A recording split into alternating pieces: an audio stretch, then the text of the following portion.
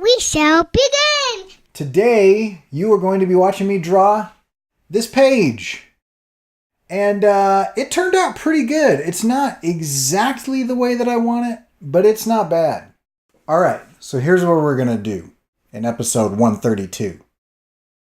I'm not going to freestyle, so that is not one of the things we're going to do, because I don't do that. But here's what we're going to do. I am going to show you some interesting angles of me inking. Much better than last time.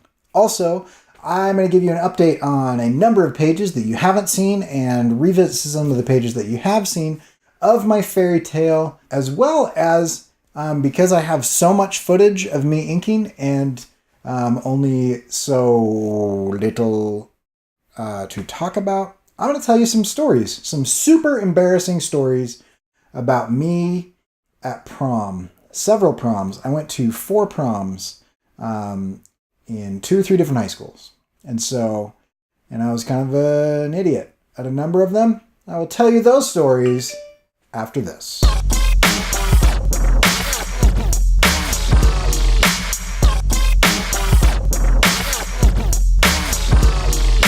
Now, let's see if that worked on your computer. Right, Dad? Welcome to Illo Talk, episode 132. I am Cory Kerr, and I don't have anything to talk about today. I've got a bunch of stuff I want to talk about. I've got like a list, big giant list on my phone that I keep, and every time I'm like, I should do a podcast about that. I write it down. And so there's a lot of stuff, but I don't want to. I'm not in the mood tonight. So, I thought what I would do is I would experiment with some different camera angles. I tried to show some inking techniques that I've picked up over the past years in the last video or video before that or something, and the webcam is garbage. It's crap. And so I've been experimenting with different angles and recording the screen from my phone. So, without getting into the boring technical details that nobody cares about,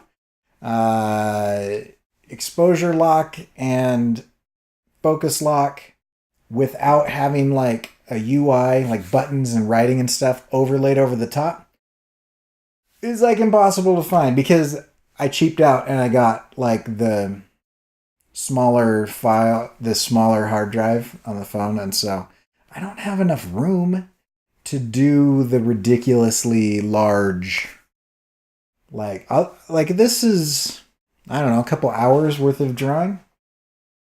And so I can't run my phone for a couple hours, even if I plug it in. There's just not enough space.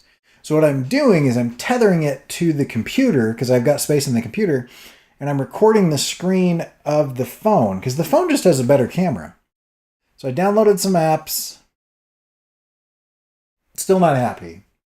I actually got to the point where I was like, I should hire a programmer to develop the app that I want. Because this is all I'm looking for. All I want is full screen with no buttons showing the camera and the ability to like turn autofocus off. I just want autofocus, auto iris, auto exposure, all that stuff. I want to lock it down so it doesn't change, because what happens is you have your phone like this and it's like right there and there's the camera, and then it's all focused and everything's fine, and then my hand goes in there and I start drawing, and then it tries to focus on your hand or whatever, right? So what you're seeing on the screen right here is my best attempt at a couple different camera angles to try to show the process of making this page.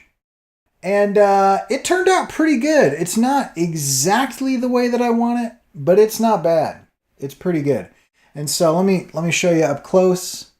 This is where the woodcutter first meets the sparrow. And so we have kind of what we're looking at here is the background is going to be very subtly colored.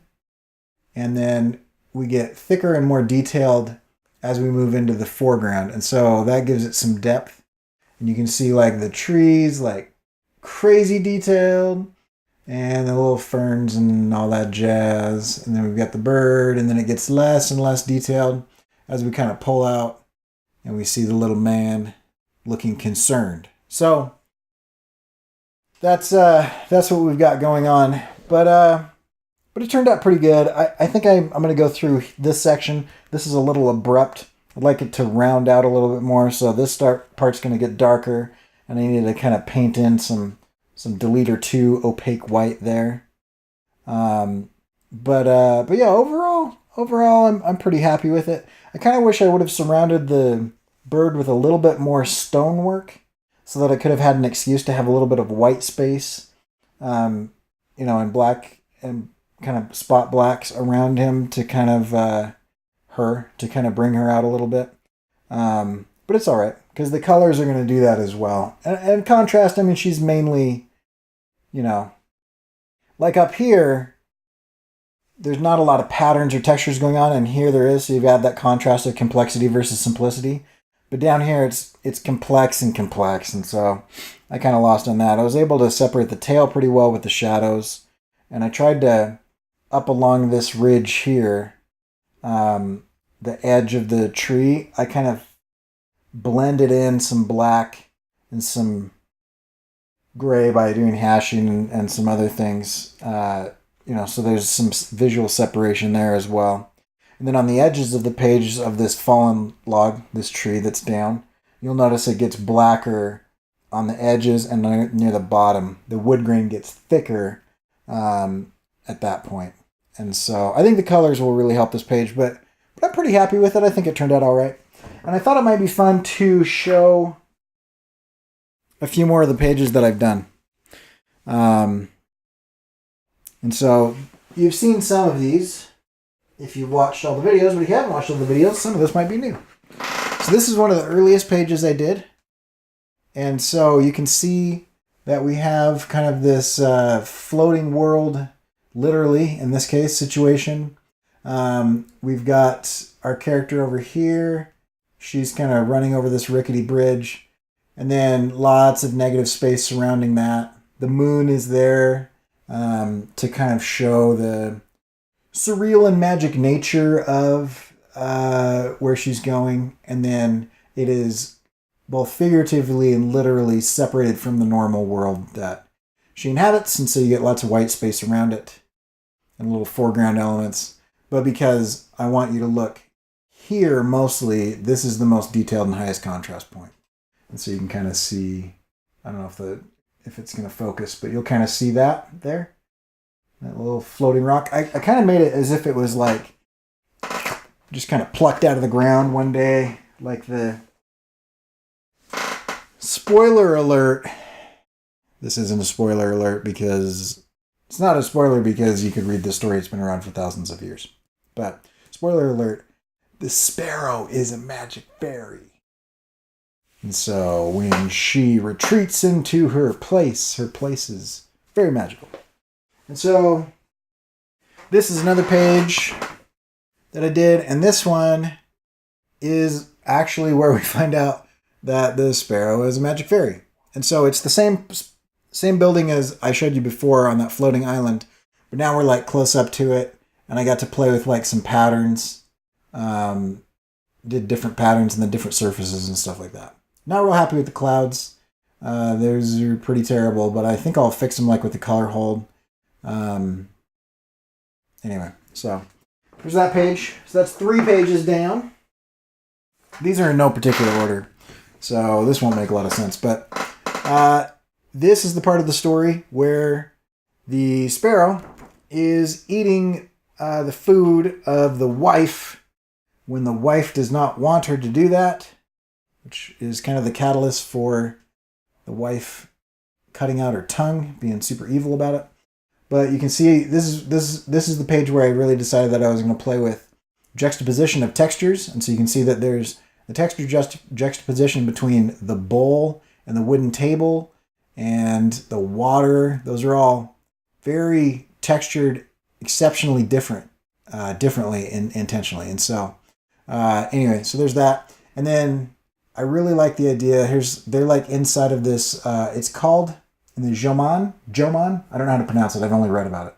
But the Jomon period in Japan, which is in the Neolithic era, they had pit dwellings, and so I'm depicting.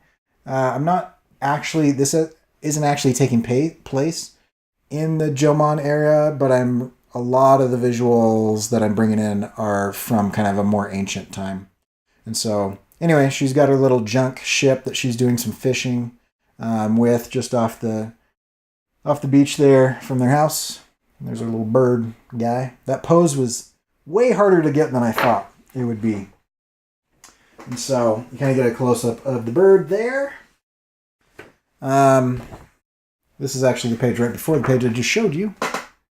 I will put these in order in the book, I promise. But so this is another page, and you can see our dude there, and he's got a cart. Except because this is a fairy tale, I can kind of do whatever I want.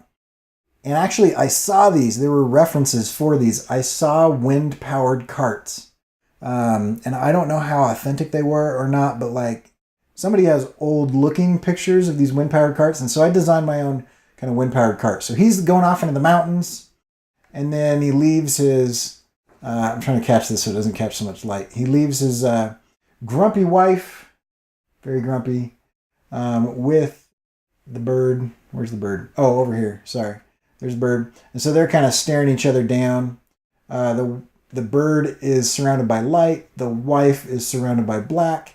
The guy is surrounded by light. And so that kind of gives you a hint at their character. It also connects the bird and the husband, the woodcutter. Their relationship is kind of shown through, being in the light. That's kind of connected. And we have on this one a series of U's. Everything is kind of a smiley face from the dripping vines down here, to the way that the cradle of the blacked out foliage and her head and everything. Everything is an upturned U except for her hat and her shoulders. And so that's kind of, she's inverted from everything else. Everything else fits in this scene and she's unhappy with it, inverted. So I don't know how much of that is going to come through, but some of it will, I imagine. Then this one, I don't know if I've shown this one to you guys yet. I know I put it on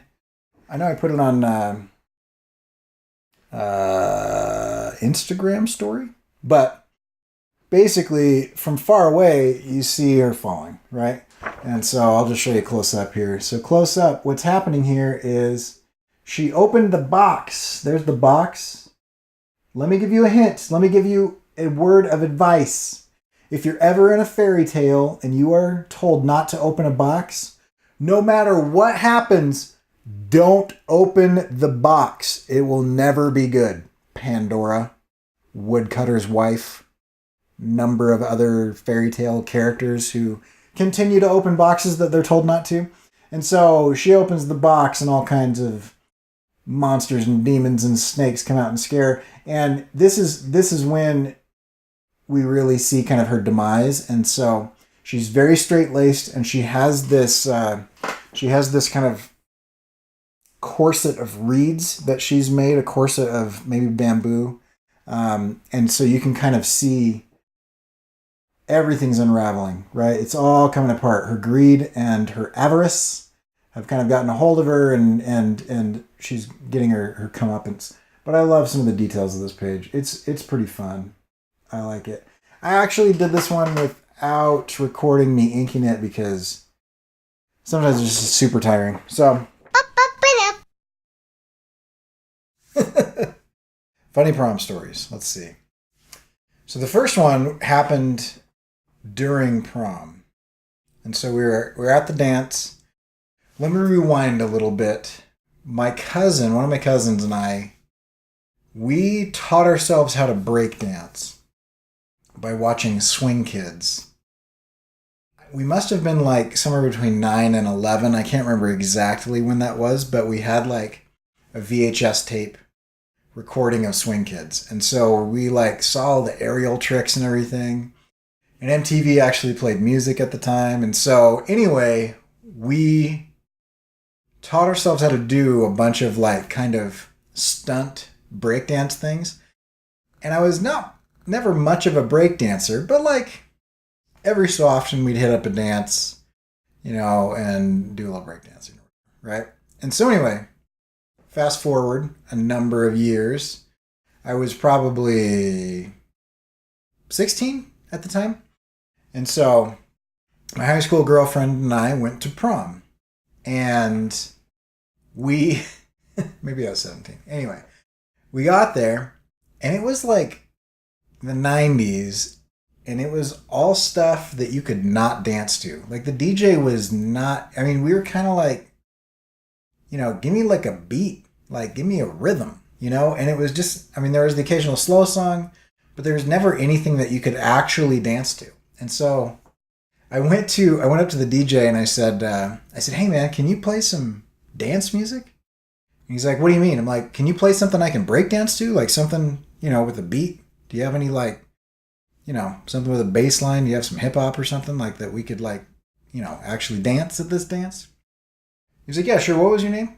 And I said, Cory Kerr. At the time, that didn't seem weird that the DJ asked my name. But anyway, so I went back. I was dancing, right? Or trying to whatever weird playlist that this guy had rolling. And then the music stops. And he gets on the microphone and he says, ladies and gentlemen, now our designated breakdancer, Cory Kerr, is going to do some breakdancing for us. And I was like, that's not what I asked for. I do not recall at any point in time saying I would like to be the only one dancing. So that's exactly what happened. And everyone stopped. A song came on and I was like, well, crap. And so everybody stopped, made a circle around me. Now, one thing that you should know about my self-taught break dancing, I do not have, the ability, like I don't have enough material to fill a song, right? It's going to be one of those things where a bunch of guys are kind of like hanging out. One goes in, does a couple things, pops out, somebody else jumps in, right? I don't have like a routine that lasts like 4 minutes, okay? 2, breakdancing is exhausting. And I don't have the stamina to like do some of those tricks for like 4 minutes. Anyway, so everybody stops and makes a circle. And in addition to that, they had a camera that they had hooked up to a projector, and the projector was throwing, just images of whatever the camera was doing on the wall, huge, like on the ceiling and stuff, right? And so this is high school. This is in front of every single person that I know, okay? All the people that like me, hate me, all that stuff, right? And so I'm doing my thing. I'm dancing, and I'm going. I run out of moves. No one else is like jumping in to like tag out, right? And because like he called me the designated breakdancer. So no one else is jumping to tag out. I am like 15 feet tall on the wall of the gym or hotel or wherever it was we were doing this. And so we waved my cousin out. And he's like, no. Because what he and I knew is we had talked about this move that we had seen that we'd never done. Now, I am 5'4" at this point in time. I think I'm 5'6" now, 5'5". But I was 5'4", 5'5" maybe. I weighed nothing, like 135, My cousin is 6'2", 6'3", and a big, like, built guy, right? And I was in decent shape as well. But the point is, I didn't weigh much, right? And so this move that we saw was somebody would like lace their fingers like this and put it down on their knee. And the other dude would run up and plant his foot in the laced fingers like the little cradle. And the dude would throw the guy in the air and he'd do a backflip and land it, right? And I was going to go for like this big finish. And we had talked about this move. We had been talking about it for a while. Wouldn't it be cool if we did that? But we had never done it. And he was like, right? And I was like, yeah, let's do it. I'm kind of giving you nonverbal communication, right? So he goes out there, he kind of bends his knee a little bit in a lunge, and he puts his hands out. And I run towards him.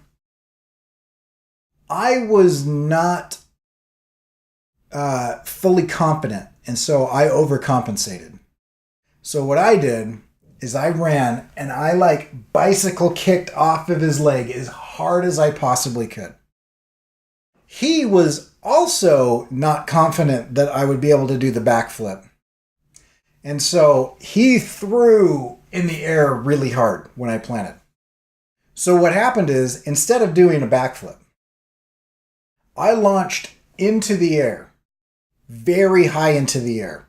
I was in the air, so I have no idea how high.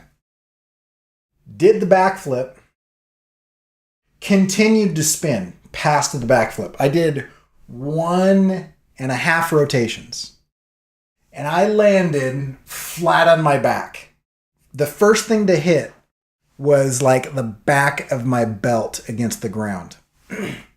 I landed with my legs spread in the air like this because I had lost control of the spin. Like as soon as I went like full rotation, my arms started flailing to try to stop rotating. I landed flat on my back and my legs were up in the air when I hit and slapped. The outside of both ankles slapped the ground. I went into a full split. Boom! Hard. And I can't do the splits. I never could do the splits. And so when the force of that impact forced me into boom, like that, I strained or pulled my groin on either side. The entire school is watching me. And so I pop up really fast and I kind of do like a little shuffle dance as if nothing just happened and nobody saw anything. And it's like a hardwood floor. And so when I hit, it was like, you know, when somebody gets dropped in basketball or something and you hear that like that deep echoing thud that like reverberates through the whole gym. Yeah, it was like that. So I kind of like dance off or whatever. And then I'm like, oh, I can't even walk. And so I sit down and I have 2 bags of ice and I'm trying to protect my junk from the ice, but keep the ice on the injury on both sides. And that's how I spent my evening, with my girlfriend sitting next to me going, you know, kind of her arms folded. She's just shaking her head going, you idiot. You know, and that hurt. Not her calling me an idiot, but the actual injury was painful. So, oh boy. Anyway, so that hurt a lot. The other one that was kind of entertaining is I was at a different prom. This is at a different high school, you know, about 15 miles down the road. And so we were friends with this chick whose dad was really well off, like really well off. And this is in California. There's like these rolling hills, you know. There's kind of this, you know, it's not a mountain, but it is a mountain. It's kind of this big hill, you know. It goes up for a while, you know, winding roads through kind of the forest to get to their house on switchbacks or whatever. And he liked the view so much that he just bought the mountain, built a house on top of it. He owned all of the land, and so you couldn't build on it or whatever. Anyway, and they always had machines. He married an English lady, and she was hilarious. She was super awesome. And they had machines. Would you like to come over and ride the machines, Coy? We've got some machines. They had water machines, which are like wave runners and jet skis. And then they had like forerunners, you know, the little 4-wheeler dealios, quads, we used to call them. I still am not sure what the actual correct term is for those. But anyway, thumb throttle, right? No clutch. And they're light and they go super fast. So we're going, you know, we're going kind of riding around. So, you know, it's my cousin and I, same cousin, different prom. My cousin and I driving, each driving one, girls on the back, kind of arms around the waist, kind of holding. We're driving around doing stuff. Well, my cousin's date was the daughter of this guy. My date was her friend, right? And my cousin's date was like, these were her quads. I mean, she was very adept at them, right? And so we got to the top of the hill. We're up near the top again, and we were about to go down kind of this gravel road. And my cousin's date is like, "Oh, I'm gonna jump on. I'm gonna ride. Why don't you hop on the back?" So my cousin hops on the back. And then we all looked at my date and we said, do you want to do it? And she's like, "No, that's okay. No, that's okay." Okay, let me tell you something. If you're going to be the passenger on a vehicle, and the driver is really uncomfortable doing it, don't try to talk him into it. Just drive. Just drive, right? And so instead of thinking that through and going, "She's uncomfortable, I shouldn't pressure her into driving," I thought, it's the girl's turn, so let's let the girls drive for a little while. And so all three of us are like, "Yeah, you should do it. Go ahead and do it. It's super easy. All you have to do is just, it's just a little thumb throttle. Just give it a little bit of gas and you just steer. It's just like riding a bike, except it's got a gigantic motor in it and it goes, 80 miles an hour. But just other than that, just like a bike, right? Totally just steer, a little bit of power, not a lot of difference." All right. So she finally gives in to peer pressure. Not a great idea for anyone. And we're going downhill on a gravel road. I'm on the back. We've all got helmets on, luckily. And the road goes like this. It goes down, 45-degree turn. Not a 90, but like a pretty sharp turn. You're going downhill on gravel. Gravel is like a low friction situation because the rocks can slide on top of each other really, really easily. And when people freak out, they tense up, right? And if you make a tensing fist, when your hand is on the throttle, then you tensing up means you just floored it. And so we're going down the hill faster than we should. And she starts losing control a little bit and realizes it and freaks out and goes, "Ah!" Tenses up. Okay, thumb throttle. Floors it. We are now going very fast downhill. And I look ahead and I see the turn. The turn is a 45-degree turn. And there is a shoulder that goes like this and just drops, almost straight off, just drops into the forest. Like the forested hillside. So it's like a raised road, just turns. And so I was like, brakes, slow down, let go of the throttle. And she's just like, "Ah!" And I'm like, I'm going to die. We are going to die. And so in my mind, I think, how's this going to play out? Well, the way it's going to play out is the front of the vehicle is going to run off the road first, and that will tip the back of the vehicle up. Okay? And so I'm thinking this through in my head. Everything goes into slow motion. She sees the turn and turns the wheel, or turns the handlebars as much as you possibly can. Doesn't change the direction that we are heading at all. We continue going straight. Handlebars are like this, and we are now just in a total slide, rear-wheel drive. So the wheels are still spinning. And we go and we hit that and it goes like this. And I think, okay, this thing is going to flip end over end. I don't want to be underneath it. And so I crouched down, right? And as soon as we were perpendicular to the ground, I Supermaned it. I jumped straight out like this, as far away from the vehicle as possible.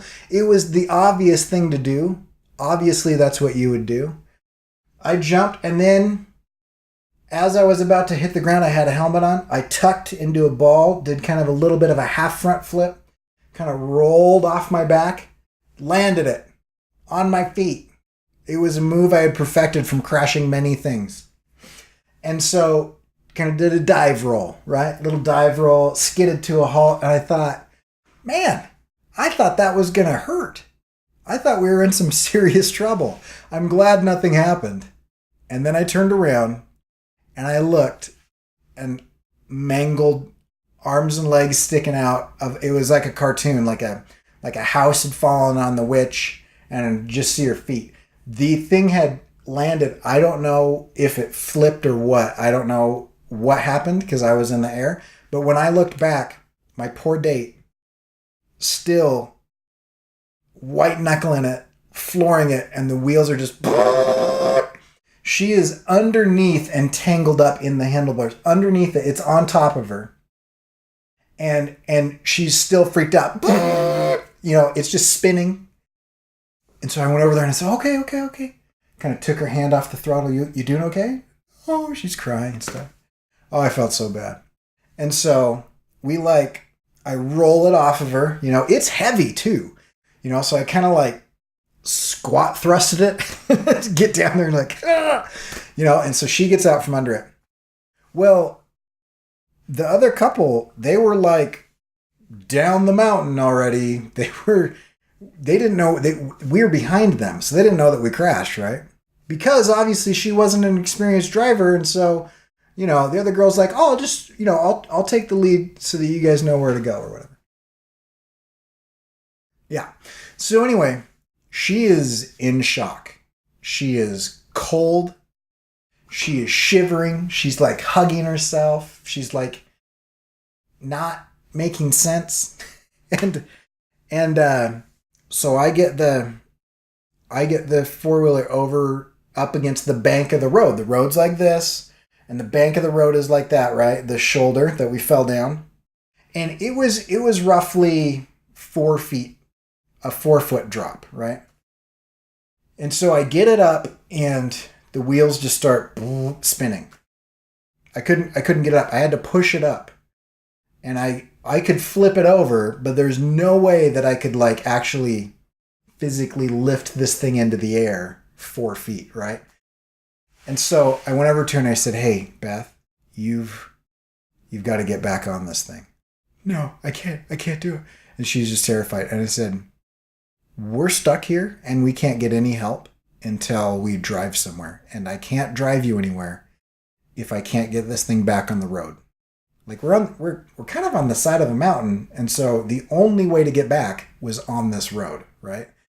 And so anyway, so she's like, I can't do it. And so I had to kind of grab her and push her towards it. And she's like, no.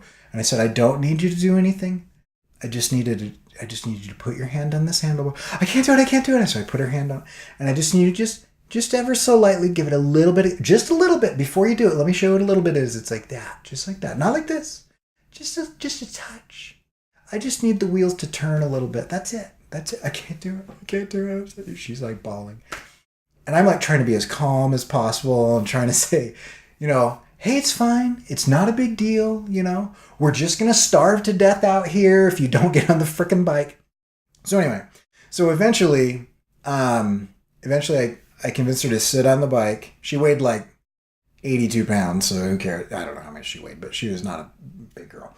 And so she got on the bike, and I said, just give it a touch of gas. And so I got behind it, and I just pushed. Well, she gave it just a little bit of gas, and we were able to get it up over the shoulder, drive off. And I thought, hey, that was terrible, but it's over now.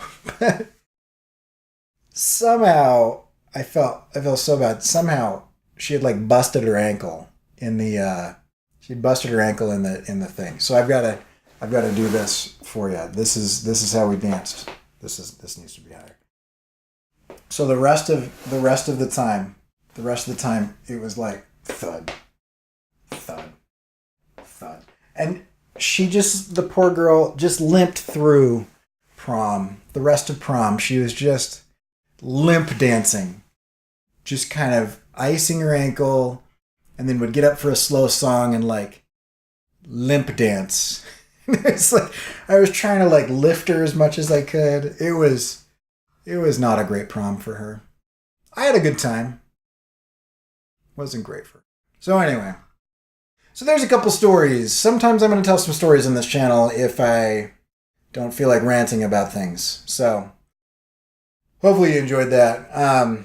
I am curious though, because I've got lots of interesting date stories from high school and college.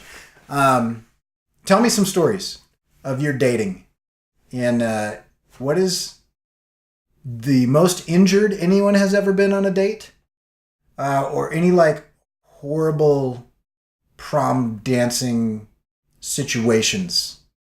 Let's have those stories told in the chat, in the comment section.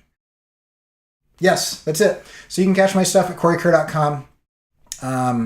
Also, this episode of Illo Talk is brought to you by audible.com. And if you want to listen to any books, like Brene Brown's book just came out, Braving the Wilderness, it is sick. I'm listening to it for the second time. It's awesome.